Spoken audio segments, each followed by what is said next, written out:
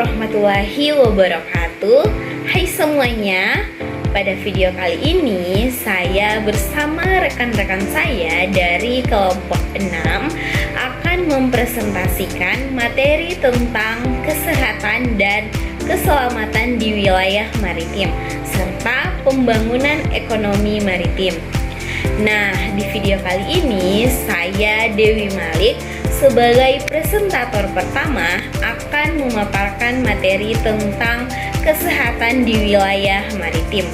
Untuk lebih jelasnya, tonton video ini sampai habis ya. Indonesia dikenal sebagai negara maritim dengan ribuan pulau yang tersebar luas. Namun, di balik kekayaan lautnya terdapat tantangan besar dalam bidang kesehatan masyarakat di wilayah maritim. Adapun pengertian wilayah maritim adalah daerah yang terdiri dari perairan laut dan pulau-pulau yang memiliki keterbatasan akses terhadap fasilitas umum termasuk pelayanan kesehatan. Kemudian kondisi kesehatan di wilayah maritim. Masyarakat di wilayah maritim sering menghadapi berbagai masalah kesehatan seperti terbatasnya tenaga medis, fasilitas kesehatan yang minim, serta sulitnya akses transportasi menuju rumah sakit. Selanjutnya, penyakit yang umum sering terjadi. Beberapa penyakit yang sering terjadi ditemukan di wilayah maritim, antara lain yang pertama itu penyakit kulit, diare, malaria, serta masalah gizi akibat keterbatasan makanan bergizi. Adapun faktor penyebab masalah kesehatan di wilayah maritim dipengaruhi oleh beberapa faktor. Yang pertama, lingkungan, ekonomi, pendidikan, dan kurangnya kesadaran hidup sehat. Selanjutnya, tantangan pelayanan kesehatan. Tantangan utama dalam pelayanan kesehatan di wilayah maritim adalah jarak yang jauh, cuaca yang tidak menentu, serta keterbatasan sarana transportasi. Kemudian, upaya pemerintah. Pemerintah telah melakukan berbagai upaya untuk meningkatkan kesehatan masyarakat maritim, seperti menghadirkan kapal rumah sakit, puskesmas keliling, dan program tenaga kesehatan di daerah-daerah terpencil. Ada juga peran masyarakat.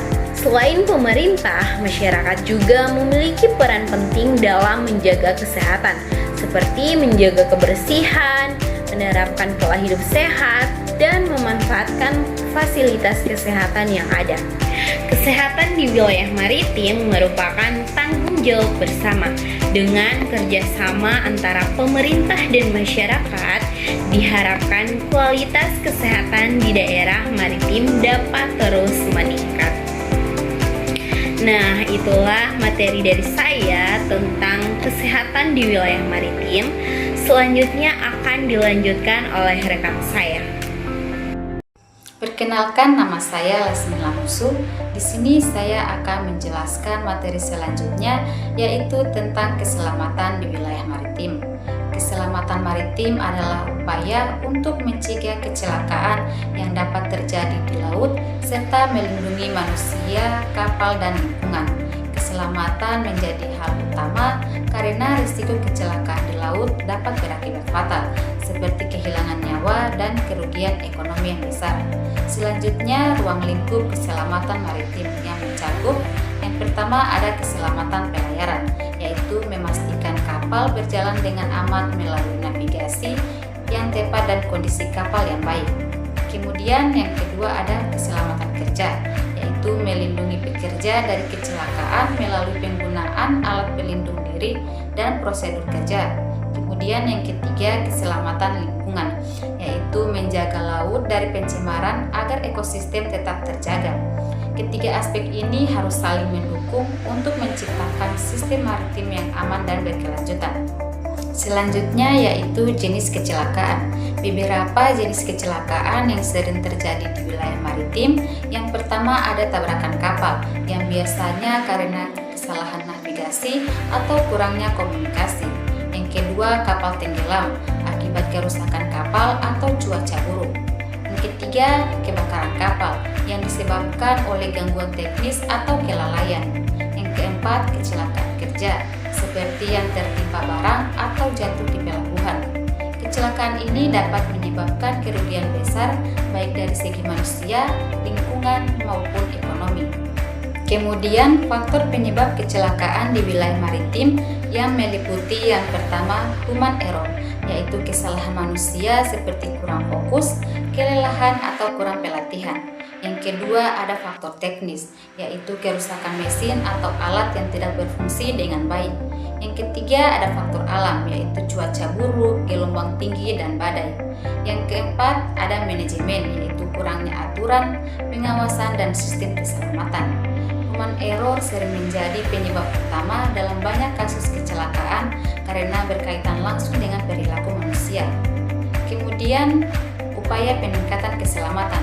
Upaya yang dapat dilakukan yaitu yang pertama, pelatihan keselamatan, yang dimana meningkatkan kemampuan pekerja dalam menghadapi situasi darurat. Yang kedua, pemeriksaan kapal, yaitu memastikan kondisi kapal layak untuk berlayar. Yang ketiga, penggunaan alat keselamatan seperti pelampung, sekoci, dan alat pemadam kebakaran. Yang keempat, prosedur darurat, yaitu untuk menghadapi situasi kritis secara cepat dan tepat.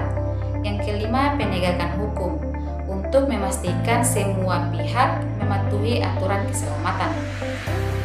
Dengan langkah ini, risiko kecelakaan dapat dikurangi secara signifikan dan aktivitas maritim menjadi lebih aman.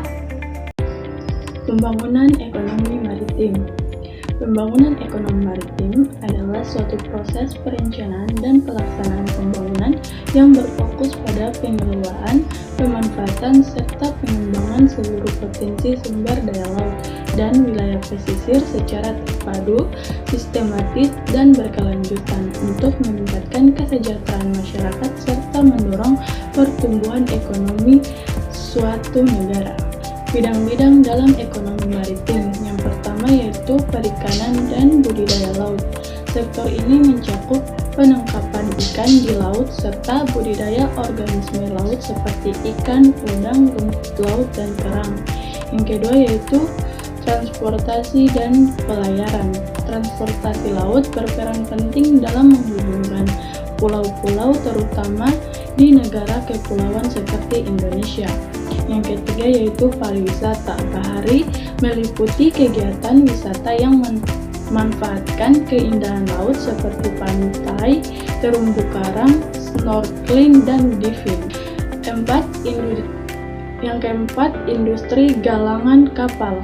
Industri ini berkaitan dengan pembuatan, perbaikan, dan perawatan kapal. Pengembangan galangan kapal sangat penting untuk mendukung sektor pelayaran dan perikanan. Yang kelima yaitu eksplorasi dan pengelolaan sumber daya laut. Kegiatan ini mencakup pencarian dan pemanfaatan sumber daya alam di laut seperti minyak bumi, gas alam, dan mineral laut. Perkenalkan, nama saya Vidyawati Tina. Di sini saya sebagai pemateri terakhir yang akan melanjutkan pembahasan tentang pembangunan ekonomi maritim. Sebelumnya teman saya telah menjelaskan pengertian serta bidang-bidang dalam ekonomi maritim. Nah, jadi pada kesempatan ini saya akan langsung membahas mengenai tujuan pembangunan ekonomi maritim, yaitu yang pertama, meningkatkan pendapatan masyarakat pesisir. Pembangunan ekonomi maritim bertujuan untuk meningkatkan taraf hidup masyarakat yang tinggal di wilayah pesisir melalui penciptaan peluang usaha dan peningkatan produktivitas. Dengan demikian, pesisir tidak hanya bergantung pada cara tradisional, tetapi juga dapat memanfaatkan teknologi dan akses pasar yang lebih luas. Yang kedua, mendorong pertumbuhan ekonomi nasional.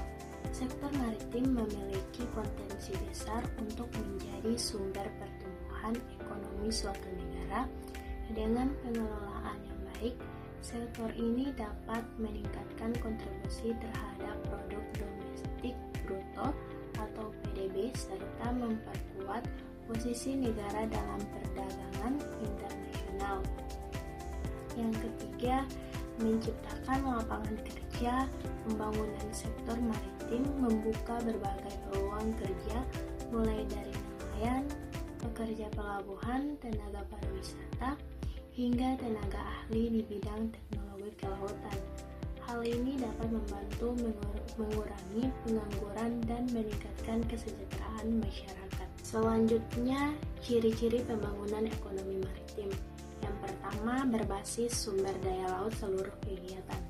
Ekonomi berfokus pada pemanfaatan potensi laut dan pesisir sebagai sumber utama, baik yang bersifat hayati maupun non-hayati.